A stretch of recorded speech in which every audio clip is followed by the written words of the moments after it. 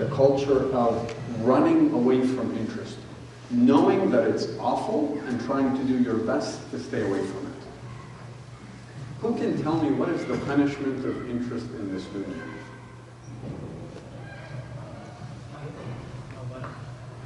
Potentially. What is the actual punishment, though? Not from Allah, between us. What was mentioned in the Quran to talk about the punishment in this dunya? Sorry? That's in the akhirah, absolutely. In this dunya, Allahu A'lam. Allahu A'lam. Subhanallah. That doesn't make it not important. As if Allah subhanahu wa ta'ala wants to keep the punishment there because it's so grave that there's that punishment, when it happens to you, there's no easy way out because you paid for some of the punishment in dunya. Loss of peace. Sorry? Loss of peace. Yes, absolutely, but you don't have a specific, like barakah and so on and so forth, but there is no...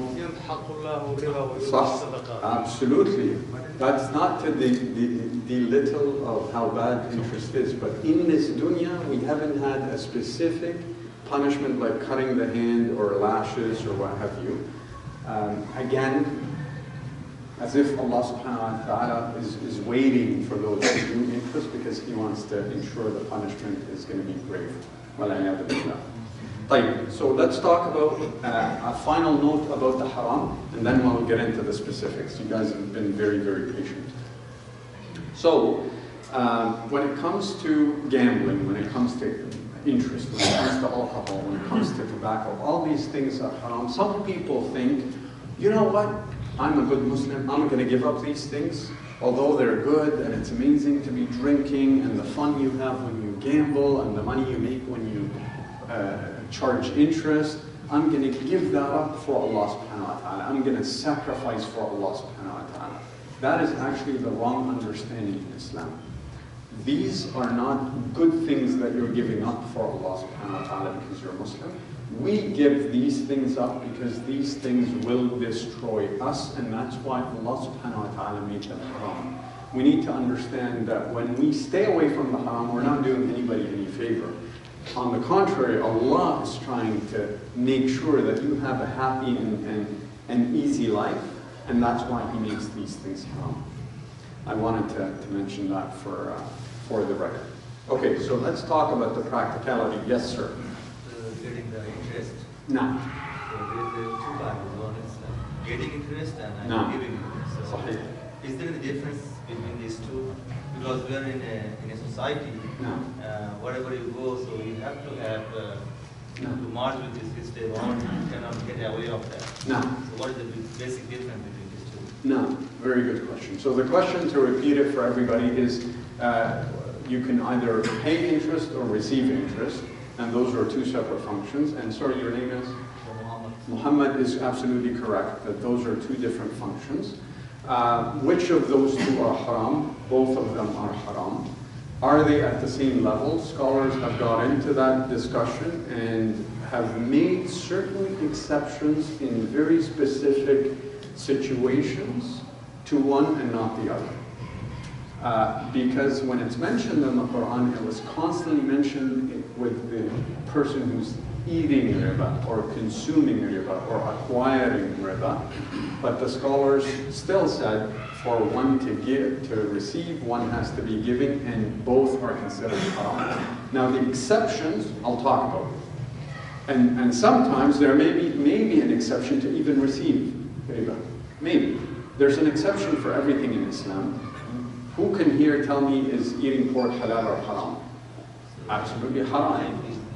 Exactly. When is there an exception? There are exceptions. If my life will depend on me eating that sandwich of khanzir, then you're allowed to go and eat it. So it changes in that specific situation. But that's not just for interest, that's for anything. Even when it's to, walayadu billah, curse Muhammad sallallahu alayhi wa sallam. Even when it comes to that, something so important and so special to our hearts, cursing Muhammad sallallahu alayhi wa sallam, yes, you're allowed to do that if your life is depending on it. Good point. So let's talk about Islamic finance credit. It's when you require money. Unfortunately, there's not a lot of Sharia-compliant options yet. I wish I could be sitting here and say, yeah, the banks have mortgages and credit cards and commercial loans. We don't have those options with the top tier banks yet.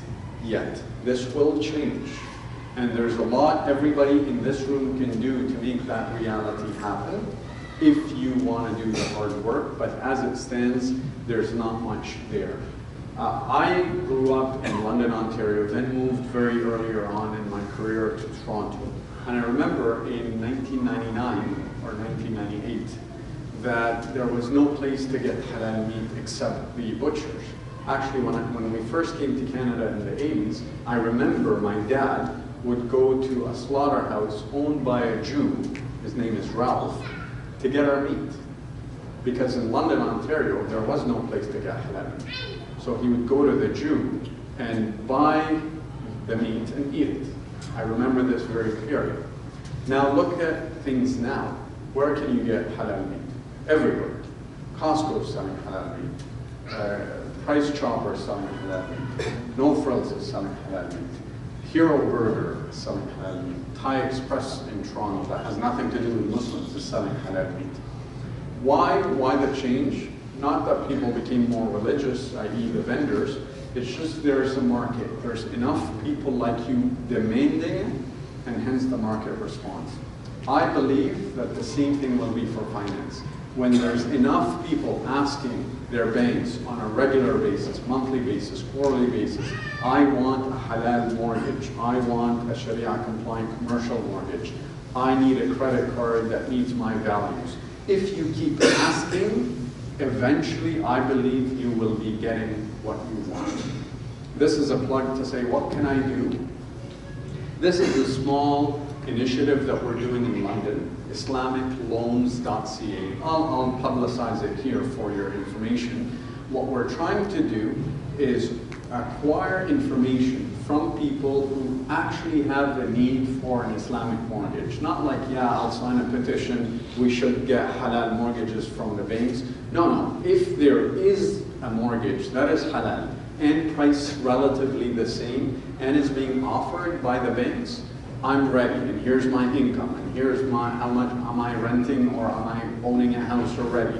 Would I be willing to switch? And here's my information, please contact me. We're creating a database of individuals with how much they need. And once we collect that information, the idea is to take it back to the financial institutions and to say, by the way, there's $20 million, $40 million, $50 million worth of business that you can have, and here are the customers. You don't have to do anything. They're coming to you asking. And if you have this need, a real need, and willing to either change the mortgage that you're in right now or get into a mortgage that is halal, I would encourage you to go to this website and put your information down. And we'll take that to the financial institutions and see what they say. At the end of the day, they're the ones who need to supply us with what we're asking for. But if we're not asking, then nobody's going to give you what you want. You have to work hard and make it happen. Home financing. Let me talk about that because I know that's probably on everybody's mind. How do you buy a home in Canada in a Sharia-compliant way? First way is cash. You go and you pay for it in cash, and you get the house, and you're done. That's unpractical for many people because many people are not sitting on $400,000 or $500,000 of cash ready to buy a house, and it's going to take them a long time to get there, to save that amount. And by the time they save that amount, mostly the house prices will be $700,000 to $800,000 by that time.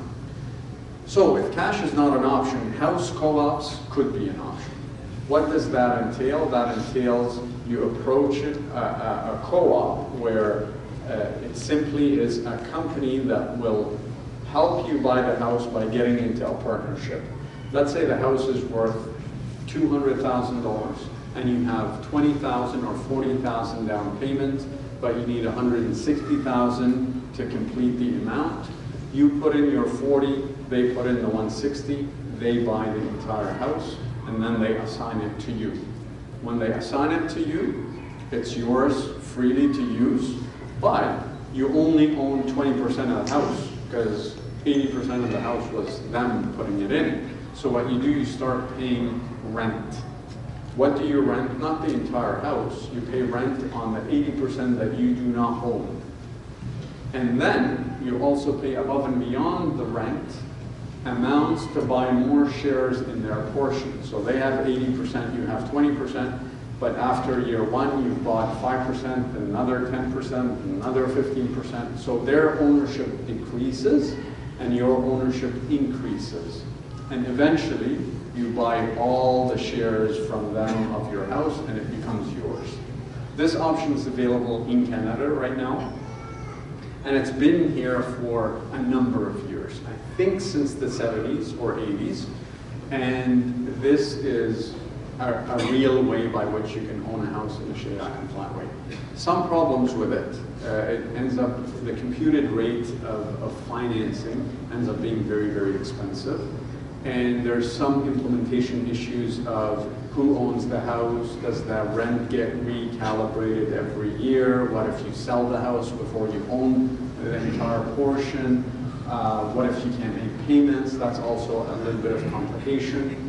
And realistically, there's very, very long wait lists for some of these co-ops, and they're not even taking any more people because they don't have enough capital to be able to satisfy everybody's needs. So this option exists, but it needs a little bit of tinkering. Sorry, there was a question in the back? Okay.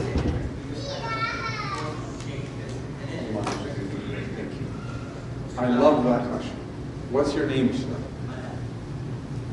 Manhal. Manhal asked a beautiful question that we alluded to earlier, which is, it kind of sounds the same. In this way, actually, it's not the same, but I'll answer your question anyway. What if it was the same? I'll tell you what actually sounds very similar, which is the fourth point. So allow me to answer the fourth point and then come back and answer your question. What is a vendor take-back? A vendor take-back is when I go to the seller. Sir, what's your name? Nidal. Nidal. I go to Nidal and I say, Nidal, you have a house for 400,000. I love your house. I'd like to buy it. You're selling. So you expect 400,000 for the house. So I either give you 400,000 from whichever way, either the bank or my cash or what have you, or somehow we get into an arrangement where you're willing to finance me. If Nidal says, listen, the house is worth 400,000, I need it in cash today. However, if you want to pay me in installments over the next 10 years, give me $50,000 a year. If you give me $50,000 a year for 10 years, you can have the house. So the cash price is 400, the installment is 500. Is that considered halal, this contract? Yes, it's considered halal, absolutely halal. So Manhal now is scratching his head saying, hold on a second. If I go to the bank and I borrow 400,000 and I give you your 400,000, take your house and I pay the bank back over 10 years, I would have paid the bank 500,000. So literally, the house that's 400,000, I paid 400 plus 100 of interest. That is clearly haram, we talked about it. But when I go to Nidal and I said, listen, sell me your house for 500,000 over 10 years, you're telling me this is halal? Absolutely, this is halal. But it's the same thing. Manhal is saying it's the same thing. There's $100,000 that was paid. It's very different. Why is it very different? Although Manhal is correct, it looks the same. Is when I go to the bank, there's a loan from the bank that I paid back $100,000 more. On a loan, you cannot pay more. It's haram in Islam. That's, the contract says if it's a loan, there must be no benefit, as we talked about it. 100,000 is a whole lot of benefit, that's not allowed. But what did I have with Nidal when he sold me the house over 10 years? Is that a loan? No. What was it? Buying and selling. Exactly. It's a trade contract. He sold me the house. He didn't lend me anything. He sold me the house for an upfront profit margin. That is allowed in Islam. Getting back to Manhal, he's going to say, come on, 100,000, 100,000, you haven't really solved anything. It's the same thing. Well, remember what I said in the beginning. We look at the contract, and the contract dictates everything. Because it's a sale contract, you're allowed to increase your price as long as I'm not forced to buy your house. I could buy somebody else's house. And I'll give you another example. We don't judge things based on the outcome. We judge things based on the contract. Here's a clear example, I think, that will demonstrate the point. Let's say there are two cows raised in the same place. They're brother and sister cows. And we get the same knife. And on the first cow, the person who's slaughtering will say, Bismillah, Allahu Akbar, and he slaughters. And then on the second cow, he says, Bismillah, Krishna, Krishna Akbar, for example. Krishna is another deity, not Allah subhanahu wa ta'ala. And then the meat is taken and processed and made into a burger and placed into two buns and placed with lettuce and tomatoes, the same ingredients, and some fries are put beside each plate, and now they're put in front of you. Do they look the same? Yes. Do they smell the same? Yes. Do they taste the same? Yes. Practically, they're identical. Which one can you consume? The halal. The other one, can you consume? Haram. Why? It looks, everything is fine. It's just Bismillah Krishna. Come on, what difference does it make? This is precisely what makes it haram. So in Islam, we don't look at the outcome. We look at the process. Same thing for marriage. You could have two people coming together with a contract and witnesses and the mahr and live together for 20 years and have 4 kids and live in a house with 2-car garages and life is dandy. And you get two people come together without a contract, live together, live for 20 years, have 4 kids, have a 2-car garage, and they live side by side. And you can't tell the difference. One family A, one family B. But one family is living in the halal, and the other family is living 20 years in the haram. What was missing in this one? A contract, a piece of paper. Come on, really? Yes, come on, read it. This is how Islam functions. We don't simply look at the output, we look at the process. Long way of answering your question, but I hopefully that was satisfying. طيب. The last thing I want to mention on buying homes, and I want to clarify this point, and I'm not endorsing this point. Yes. Oh, number 3, sorry, I skipped lease contracts. Lease contracts is where I don't like to badmouth anybody, so I'll try not to mention the company. But basically what they do is they get into a lease contract with the individual. Basically, I need to buy from Nidal the $400,000 house. So what we do is we set up a trust in between Nidal and myself. This trust, this legal entity, goes and gets money from the bank and on an interest-bearing term. And then this trust gets into a halal contract with me to pay back Nidal, his $400,000 all at once, and I go and pay back the trust in my lease, and the lease goes back and pays the bank back their money. The problem with this setup is this trust belongs to me. The bank doesn't really lend this trust, it's lending to me, it's in my name. It's like me setting up a corporation and saying the corporation will get into the haram, it's not me, but you own the corporation.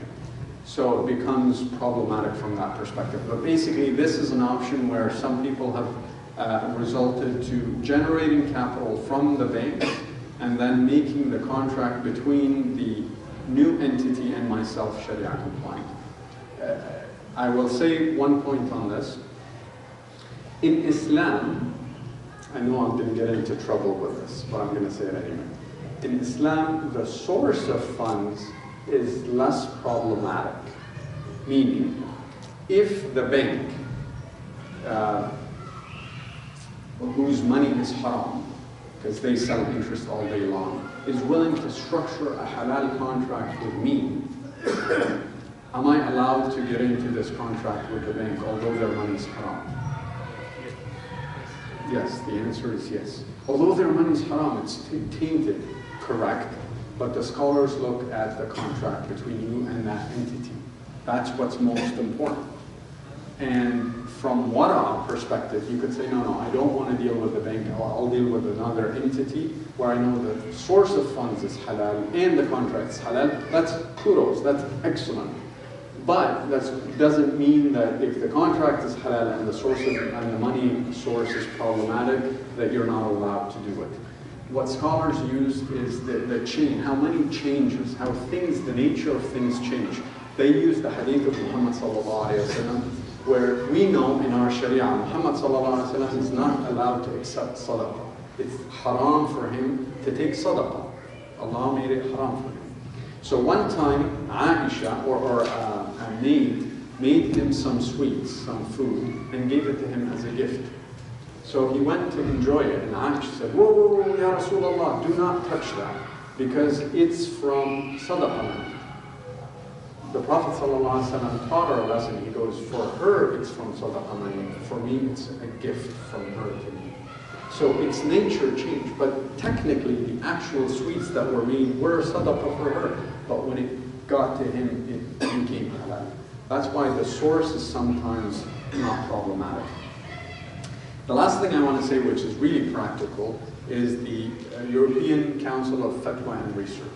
They issued a fatwa in the 90s indicating, and please quote me correctly, and I'm glad that we're being taped because I don't want to be misquoted, that in certain situations, I think we had a question where in specific situations even eating pork becomes halal.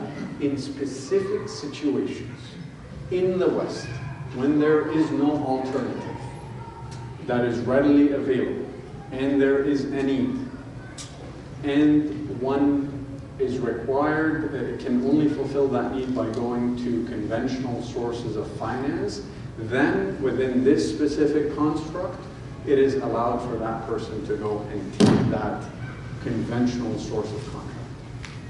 I want to say the following. In my humble experience for the last many years, I've come across people quoting this fatwa many times. I can't even count how many times. And my conclusion is, A, nobody has, very few people have read this fatwa, have actually sat down and read and studied the fatwa. That's number one. Many people who took this fatwa, in my humble opinion, it doesn't apply to them. The fatwa says in a specific need for residential purposes, and many people don't have a need. And many people are not using it for residential, they're using it for investments and so on and so forth. I'll get to you in 1 second, sir. And they use it anyway, and they quote it anyway. And many people who it absolutely was designed for are refusing to take it. It's made for them. Allah al-Azim, I have conversations with people where, because I've studied it very well, I'm thinking, the scholar was thinking of your specific situation when they wrote these fatwa, and you're refusing it because you think it's haram. This is a fatwa that was not made by Yusuf al-Qaradawi. People think it's Yusuf al-Qaradawi's fatwa. It's a whole majlis, it's a council, and he's part of it, but all of them agreed on this specific situation, this specific fatwa. You don't have to take this fatwa. This is a fatwa that's out there. It's not, as we call it, mulzima in scholars' discourse, sorry. It's not binding that you take it, but it's there if you want to understand it and study it. My advice to you on record is, if you think, if you're willing to understand what this fatwa is all about, and you could contemplate going to a conventional source of mortgage, please study it, and please have an open heart, and not just say, yeah, it applies to me and let me go, because interest in riba in Islam is very severe, very severe. Muhammad sallallahu alaihi wasallam, and I know we have a few children amongst us, so I'm not going to get very graphic, but he said interest is so bad, many different degrees of badness, the lowest of which is you having relationships with your own mother. It's very disgusting. He's trying to tell you how awful it is and how unethical it is. So don't So tread lightly and don't simply just say, oh, there's a fatwa, I'm going to take it and move on. When you haven't even read it and you don't know if it even applies to you. Sir, you had a question.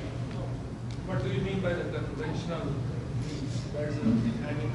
Right, banking, going to the bank.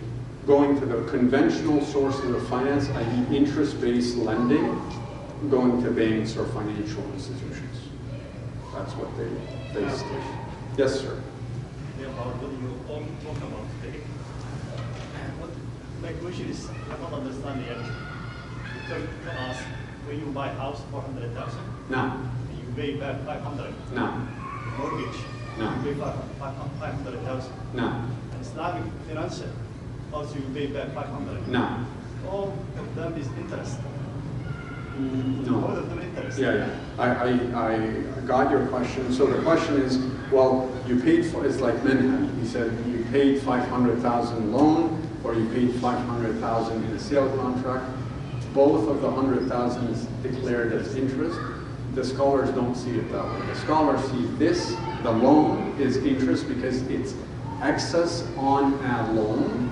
That becomes haram. Even if it's a flower, even if it's a watch, even if it's 100,000, that's haram. But in the second transaction, it's a sale transaction. There is no loan. Menhel sold me his house, and I paid him money for that house. Where's the loan? There is no loan. There is no third party lending me money. You get 100,000. Correct. Yes. What is that money? Profit. You make a different name on the lease. You say. No, profit. Profit. That's considered profit. He sold his house. That is for interest. That's interest. Interest is on a loan, Yes. right?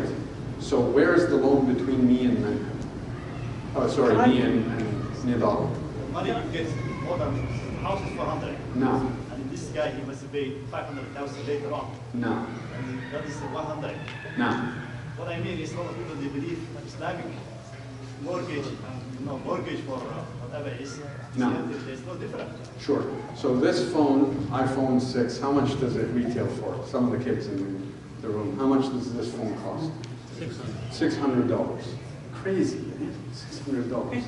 So if I come to you, what's your name, sir? Abdul. If I tell you, I'm willing to sell you this phone, and it's $600 in the market, but you really like this one because I had it, and it's yellow, and it has a nice case, and so on.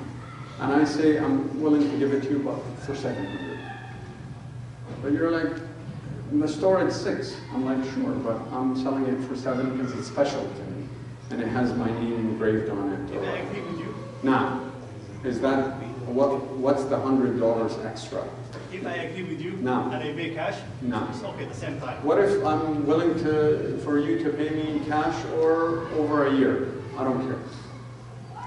I don't care, but I want to sell it for $700. Just installments. Whatever, installments. Yes, can we go back to the house? Sure. But does that, but just before we jump there, just Yeah. out of respect for Abdul, you said fine because you agreed to it. In the case with Nidal, I agreed to it. Yes. If he wants to sell it to me for not 500, for 900, I'm going to tell him, sorry, Nidal, forget you. I'm not going to pay 400,000 extra. I'm willing to pay 100,000 extra. So I'll go to somebody else, maybe Irfan, and say, Irfan, will you sell me your house for? From Islamic finance, if I pay the same money, if I pay somebody say I'm Islamic, if I pay the mortgage bank, I pay the same thing. I pay 500. No. And you know, you say this is Sharia mortgage, they tell you. Islamic, they don't say it's mortgage, they say, oh, it's not other way. You can, So I'm trying not to tell you that anybody who says a halal mortgage is halal means it's halal. I'm not saying that. There's some crooks out there, absolutely. And some people who take the word interest and flip it with financing or some rate, and they say it becomes halal. It's still haram. Some people are using your emotional attachment to Sharia to trick you. I'm not defending these people at all. All I'm saying is, if the contract is not a loan, but is a sale contract, and we're free to transact, you can charge whichever one, whatever you want to charge. Assuming he doesn't have a monopoly on all homes. If he controls every home and he stipulates a price that's a monopoly, that would be haram in Islam. But if he's free to choose and I'm free to choose, we can trade at whatever price we want. That's clear in Islam. Sorry, going back to the house. I would like to push that issue back on Sure. that issue. Sure. And that is, I'm trying to buy a house. I know the price of the house. The only reason why I would pay 100,000 extra in the installment is because I don't have the cash. So it is a credit transaction. It's not just sale, it's a sale on credit transaction.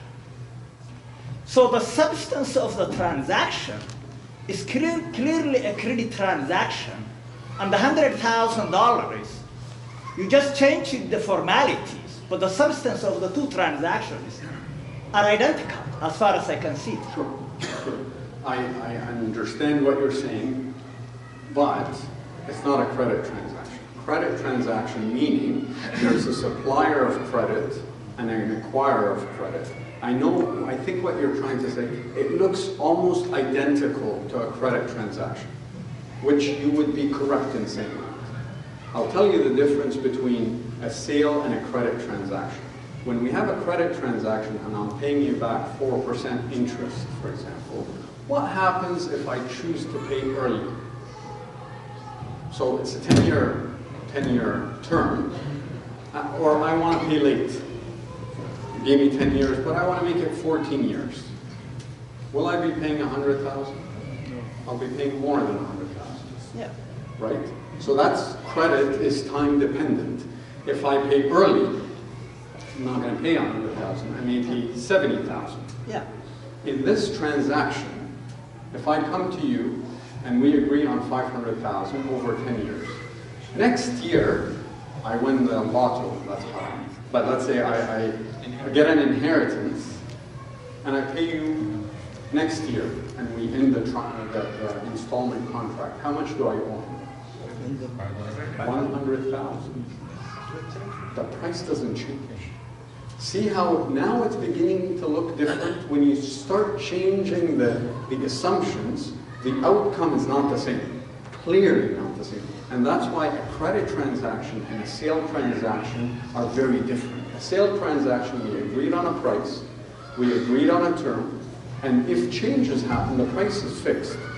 There is no loan. The loan, the credit transaction says, as long as you've got my money out there, there's a 3%, 4%, 5% rate that is applied indefinitely. And in the time of Muhammad sallallahu alaihi wasallam, yurabi, the word yurabi means you owe me 10,000, you come back and I ask you for it, but you say I don't have it now. So you say, okay, pay me 11,000 and have an extra year. That is the definition of murabi. Is with time you're charging more. With more time you charge more. Muhammad sallallahu alaihi wasallam said through Allah subhanahu wa ta'ala, that's not allowed. Period.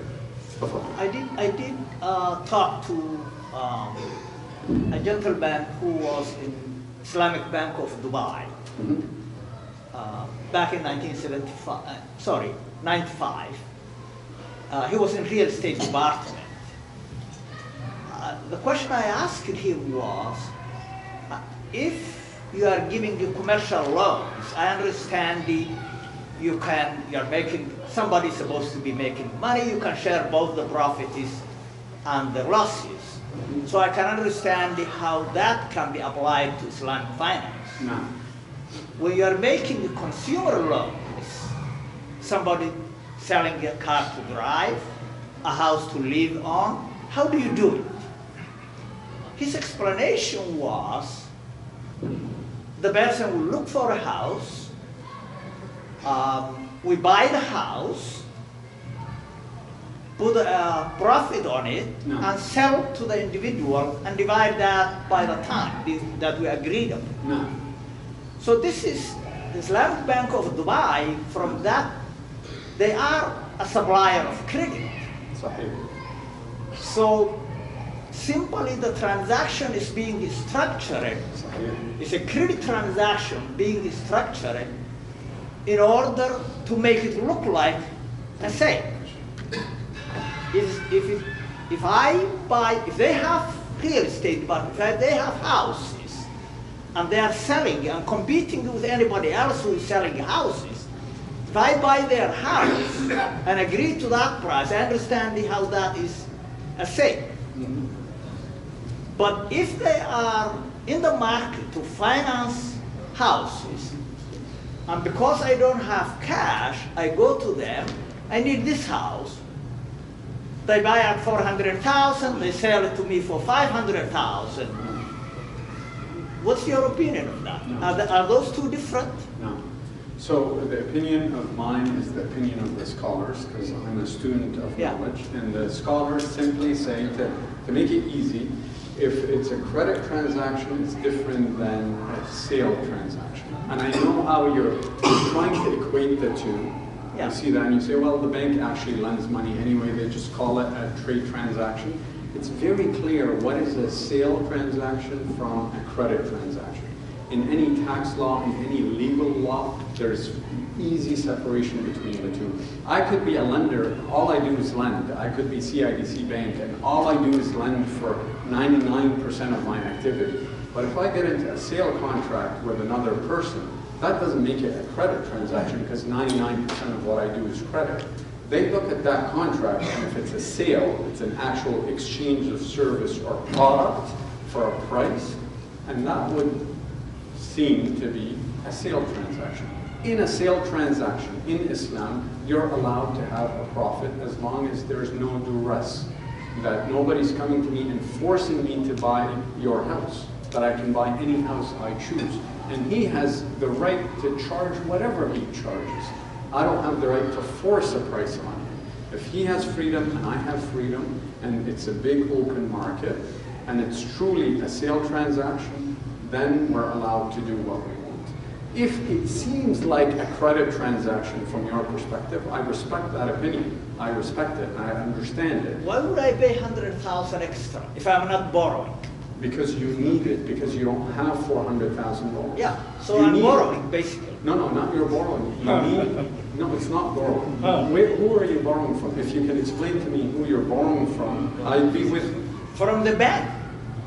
in this transaction. This transaction. No, I'm fixing on my Oh. example in Dubai Bank, Yeah. Islamic Bank of Dubai. Because they buy it for you and they resell it to you, they resell it to you, it's And I cost- know I could have purchased it for 400,000, You can never- 100,000 less. But you can't unless you have the cash. And the only reason why I would do that It's because is you I'm don't have borrowing. the cash. Yeah, I don't have the cash. Oh, I mean, okay. Fair, Let's go. inshallah. I don't want to get into We can- an argument because Yeah. ultimately it's simple. In my mind, my simple mind, if it's a sale transaction, it's allowed to have profit. If it's not, it's not. If it's a loan, it's not allowed to. We'll pause for a few seconds, inshallah. Allahu Akbar, Allahu Akbar. Allahu Akbar,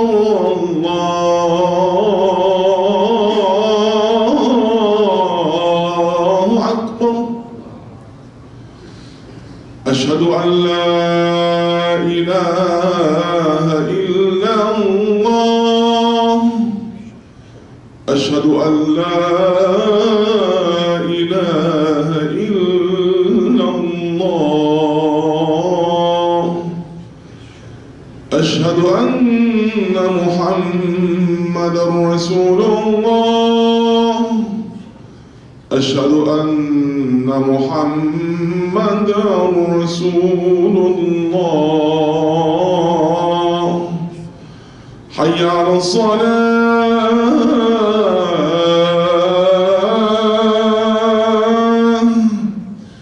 Hayya ala salah.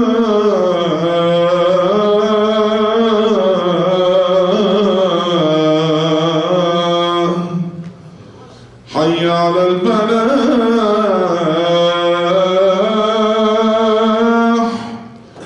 Hayya ala al-falah.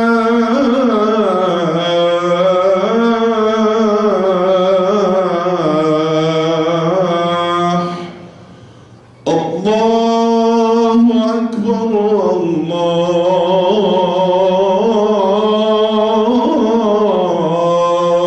أكبر لا إله إلا الله.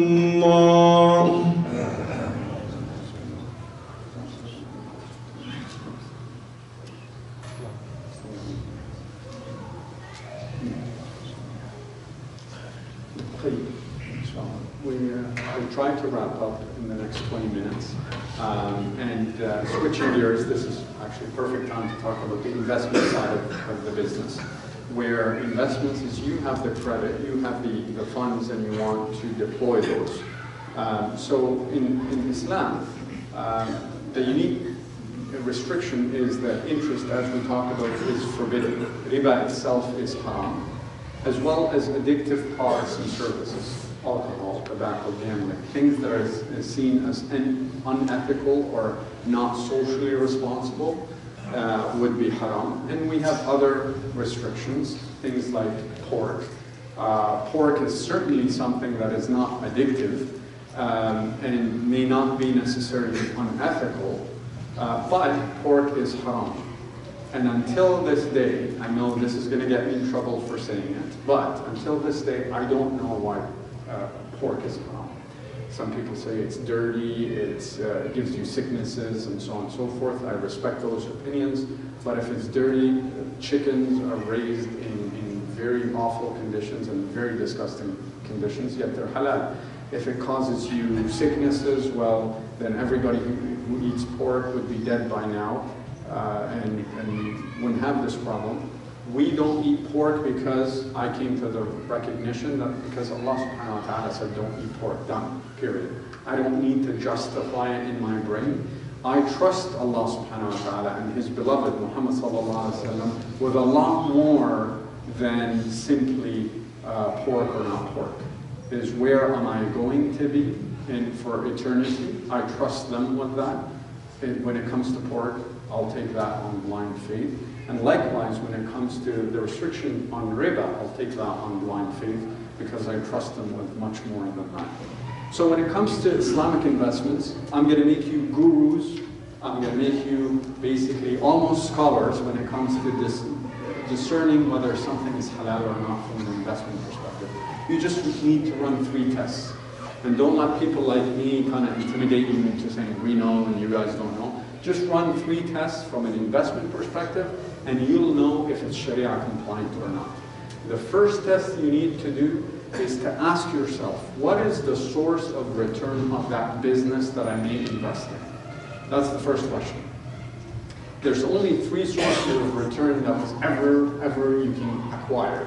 Interest, dividends, and capital gains. There's no 4th. Any investment you could think about, anyone, there's 3 sources of return you could get. Interest, dividends, or capital gains. Interest, we know what that is. You give me 1,000, I give you 1,100 back. Dividends is when I have a company that decides to make $1 million and take half of that and give to the investors.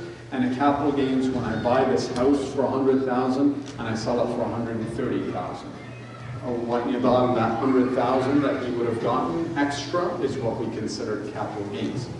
In Islam, interest is haram. It doesn't matter who gives it to you, whether IBM gives it to you, whether RBC gives it to you, whether your brother who lend you money or you lend money gives it to you. It's all haram.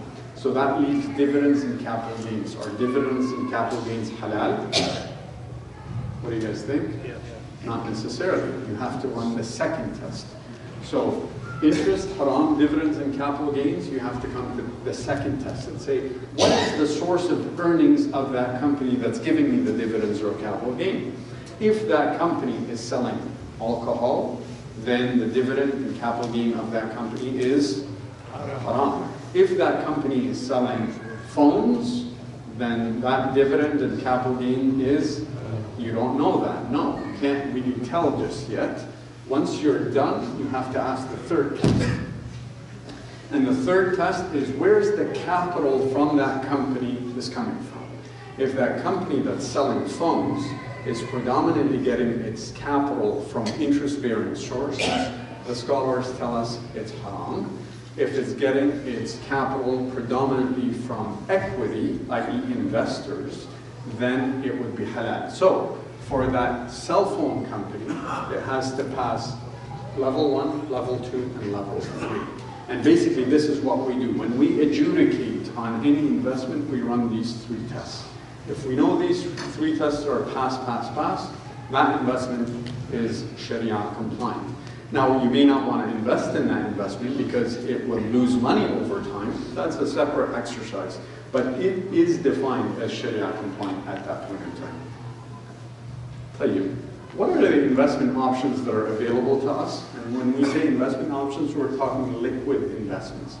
So we're not talking going out there and buying a gas station or buying land or what have you. Those are certainly investment activities, but I'm talking investing in the markets, basically, when you indirectly invest in something. What options do you have? You can A, keep your money in cash, just sit on it because you don't want to taint it with anything. 2, you can run the money yourself. 3, you can use off-the-shelf products. And 4, you can get a custom-specific product. I'm going to run through this just because of Salah. The problem with cash, sitting on cash, is A, you cannot receive the interest because interest is considered riba. So A, that's the first problem. You can't sit on $100,000 of cash and not get anything back. 2, inflation. Inflation is a disaster when it comes to cash. If you sit on cash for a year or 2, not a big deal.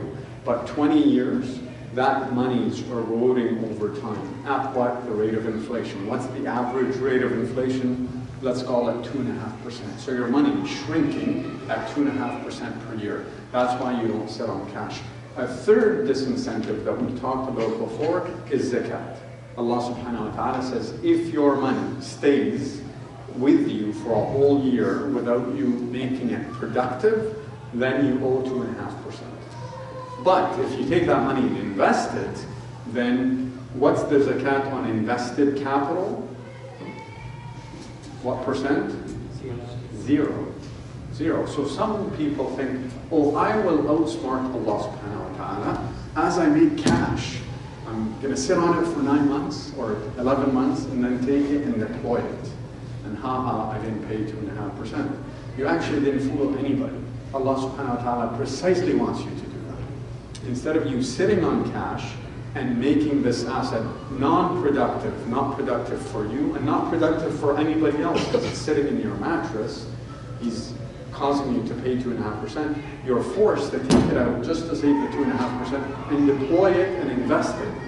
And you know that sadaqah or that zakat money, let's say you had $1 million and $25,000 that you would have paid as sadaqah to people, as zakat. Now you're going to take that $1 million and buy a Popeyes or buy a coffee shop and sell and hire employees and so on and so forth. What you would have given to them in zakat, now you're giving to them in salary. Not only are you they're now employed and they open houses and inshallah you'll make profits. Again, Allah wants you to increase the economy, and that's why He's saying, move your money into capital and invest it wisely. Well, here's a real example about inflation, how bad inflation is. If you had $1 in 1970, some of us weren't around when we included in 1970, but if you did, how much money would you have in 1980, you think? 90 cents, 80 cents, 70 cents, you would have had 44 cents. There was very high inflation time in the 70s, so your dollar is worth 44 cents only 10 years later. Crazy. In 1990, what would it be? 26 cents. In 2000, it would have been 21 cents. Today, it would be 16 cents. 16 cents. This is from the Bank of Canada. This is what inflation does. You have $1, you're left with 16 cents. That's why leaving cash, sitting on cash for a long time, it's crazy. It's the best way to run broke. And that's why hopefully we don't do that. Now you can manage it yourself. But the problem with managing it yourself, we have enough data to tell us those that invested, what did the S&P 500 do and what did the average equity investor get in the S&P 500? And basically this is the difference. This is what the actual investments did And this is what the actual investor in these investments did. Why is there a gap? Because people, individual people, try to time the market, go in and go out and buy and sell, and they end up killing themselves. They buy high and they sell low, and they repeat the process. Self-directed investment is typically not something that is recommended unless somebody has the time and energy and willingness and ability to do so. So then they're forced to buy something. Well, there's a lot of off-the-shelf products that you can look at, and I'll explain what mutual funds are, what exchange-traded funds are. The problem with them is they're not necessarily Sharia compliant. So a mutual fund is nothing more than an investment pool. Basically, 50,000 from you, 75,000 from Halal, 80,000 from Ahmed, and so on and so forth, and we create this portfolio. And this could be a multi-million-dollar portfolio. That is then pool of funds is invested, and the profits or losses are divvied up on everybody else. And it's professionally managed, so they get some CFA from Toronto, and they say, okay, here's 300 million, go manage it, and divvy up the returns to everybody else. The pros with mutual funds is you get instant diversification. So if you have $10,000, diversification is when you don't put all your eggs in one basket. If you want to invest $10,000 realistically to cut down on trading fees, you probably are going to put it in one or two companies. That's very low diversification, because even if it's the greatest company, like let's say maybe Volkswagen, great company, but oh, it was cheating on its gases emissions. How much did it drop in one day? 44%. One day, 44% drop in one day. You don't want to invest in one or two companies. You want to invest in 20, 30, 40 companies if you can. A mutual fund allows you to do that because your $10,000 is going into a pool of 300 million that's being invested in 50 companies. So your 10,000 instantly gets diversified, which is a pro. The second is a low capital requirement. To go out and buy a Popeyes, how much does it cost? Maybe $600,000, $400,000. You can't buy a Popeyes restaurant for $40,000. You can't. Likewise, you can't really invest properly diversified unless you have hundreds of thousands of dollars. So with a mutual fund, even if you have $1,000, you can get in. And that's very positive. And third, active management, that you get somebody high-priced Toronto CFA to start managing it for you, so you get some experience. The problem is that it's very expensive, especially in Canada. Two things in Canada that bother me a lot is mutual fund fees, investment management fees, which are a lot higher than the US, and two, cell phone bills, which are a lot higher than the US. My brother works for Apple. He kills me with his wife's plan. He doesn't have to pay for his own phone because the company takes care of it. But his wife, I kid you not, I asked her 1 week ago, she has a roaming plan around the world, 10 giga data, all you can call. She was in Turkey and they were roaming for free. All of that, she was paying $28 for a month. Crazy. For a plan like this would cost us $100 a month, but the costs are, because we have such a low base, are very high. We don't have the economies of scale that they have in the US. Two, lack of control. You cannot dictate where your money goes. If your money is invested, and I'm the high-powered CFA deciding to invest in Molson Coors, which is an alcohol company, you cannot call up and say, please, my money, I don't want it to go there. It's going to go there whether you like it or not. And hence, it doesn't become compliant. So mutual funds have their place, but have enough cons to say they're not something that we should be looking at until they become compliant, which they will one day. Exchange-traded funds are different than mutual funds. They're exchange-traded, i.e. on the exchange you can buy it and sell it like an equity, and they typically track an index, and we call it passively managed, i.e. not professionally managed. They basically buy the market. The S&P 500 is a market. The TSX is a market. They basically buy all the companies in that index, the good ones and the bad ones. What's the pros? What are the cons? Very, very cost effective, very cheap to own, and they give you market return. So if the market return is positive, you get it. If it's negative, you're going to get it. And they have low capital requirements as well, meaning that you're $1,000, you probably can get in with $50 or $10 because some of the exchange-traded funds are trading at that valuation. The con is, again, you have lack of control, you have no choice where it goes, and you're riding the market up and you're riding the market down, and it's not compliant. Again, those are off-the-shelf products. They're like basically a frozen dinner. A frozen dinner, forget the quality, but the concept is if you have potatoes and carrots and chicken and you hate carrots, guess what? If you buy the frozen dinner, you're going to get the carrots. You cannot choose. The two Sharia-compliant options, there are not many out there. One is the Global Iman Fund, and the other is Wealth Simple. Wealth Simple is an ETF strategy, and Global Iman is a mutual fund. So that's something you guys can consider. The last is basically investment advisory. It's basically when you approach an advisor and they custom build a portfolio for your specific case, for your specific need. They basically try to understand the specifics about risk and liquidity. They go through an asset allocation where they divide up the money across countries and sectors. They do their security selection, and they do the Sharia-compliant screening at that time. Now, who comes up with the rules of halal haram? Basically Sharia boards. This is one example of a Sharia board, the Dow Jones Islamic Market Index Board. And it's made up of 5 scholars: Abdullah Al-Ghari, Nizam Yaqubi, Abdel-Sattar Abu Ghudda, Dawood Bakr, and Talal Dalaran. So there are 5 that make up that board, and they basically go through the 3 levels of screening that I talked to you about. And the screening is obvious. Alcohol is no, pork, financial services, entertainment, tobacco. In their specific one, they include weapons and defense to be haram. And they also have financial ratios. They look at debt, cash, and interest-bearing securities, as well as account receivables as per market cap. Now, what are the pros and cons of advisors? They are personalized and holistic. They provide you something that's specific to you, not off the shelf.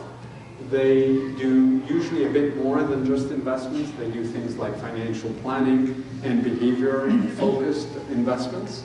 And they're actually less expensive than mutual funds.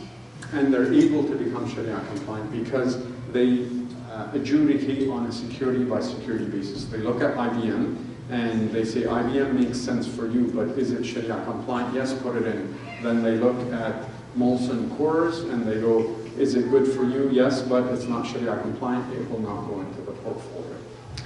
The cons, however, it's not widely available. There's not a whole lot of custom build advisors or wealth managers that are available that do things on a Sharia compliant basis. In Canada right now, there's not many options. And the other problem is usually it's a higher capital requirement, that they typically require hundreds of thousands of dollars for you to work with them. And hence, it's not an option for somebody who has 10 or 20,000 or 50,000 to invest. The last thing before we go to Salah is some practical advice for you guys. RRSPs, a really important vehicle that we all should be aware of. We're coming up to the February deadline. So what's an RRSP? It's a registered retirement savings plan. It basically, the benefits of it is every time I put money into this account, assuming I'm employed, that money that goes in, I get to tax back on the money that I just put in. If I put $10,000 and the tax that I paid on the $10,000, because I was taxed at source, would have been $3,000, then I get a nice check for $3,000 back at the end of the year. And 2, that $10,000 is going to grow. Let's say it would stay in the account for the next 15 years. It will grow for 15 years tax sheltered. And the third advantage is when I take out that $10,000, when I'm 65, I'm probably not earning anything. I am earning money now, but at 65, I'm earning nothing. So my tax rate goes down from, let's say, 40% to potentially 30% or 20%. So there's 3 forms of savings there. It's only 18% of your earned income from the previous year can be contributed to it, and there is a maximum annual contribution. So it's 18% or the maximum that you happen to hit. So basically, imagine if you're a physician and you made $500,000, well, 18% of 500,000 is a lot more than that, so you're capped by this number. But let's say you're a student and you made 20,000 or 40,000, then it's 18% of 40,000. Over-contribution is a key. Do not make over-contributions to RRSPs. The penalty is very, very difficult. It's 1% per month. So if you made an over-contribution, at the end of the year, you're minus 12% on that over-contribution. So you better hope that whatever investment you put into that account, that it at least generated 12%, which is unlikely, so don't make an over-contribution. And the deadline is the first 60 days of the year, so our deadline for 2017 is basically end of February, beginning of March. At TFSA, another great account, it stands for tax-free savings account. The money that I put into that account, I do not get a refund on like I did in the RRSP. However, that money that I put in will forever be tax-free. It's not only tax sheltered, even when I withdraw it, I don't pay any taxes. Now, what is the contribution limit? From 09 to 12, it was $5,000 a year. In 13 and 14, it was moved to $5,500. And in 2015, Mr. Harper decided to raise it $10,000 before he was booted out of office. And Mr. Trudeau brought it back to $5,500, both last year and this year as well. So now we're at $57,500. So if you've never opened a TFSA, you have and you've been a resident in Canada since 2009, and above 18, then you could potentially put away $57,500 in an account where you'll never be taxed again. You and your wife, there's about more than $100,000 that you're protected. The deadline is the end of year, but if you don't make it at the end of the year, there's carry forward. So if you missed 2017, don't worry about it, because 2018 is upon us and all that room gets carried to this year. Again, over-contribution limit of 1% per month. You do not want to over-contribute to the TFSA. The last account, and with this, inshallah, with the next two slides will end, is a registered education savings plan.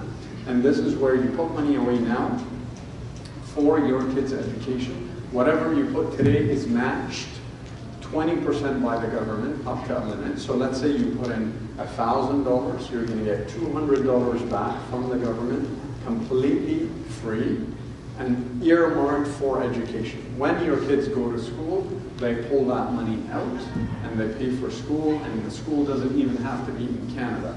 If they want to study in the US, if they want to go to college or university, or any program that's more than three consecutive weeks, they can use that money for it. Sorry? Yes, absolutely, because it's a gift from the government. It's simply a gift. Even if it stays in cash, even if you don't invest it, you're going to get that money.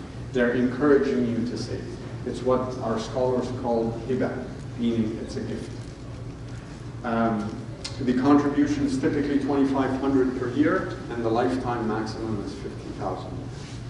The deadline is end of calendar year, but you can do a catch-up payment, one catch-up payment every year. So I know, yes, go ahead,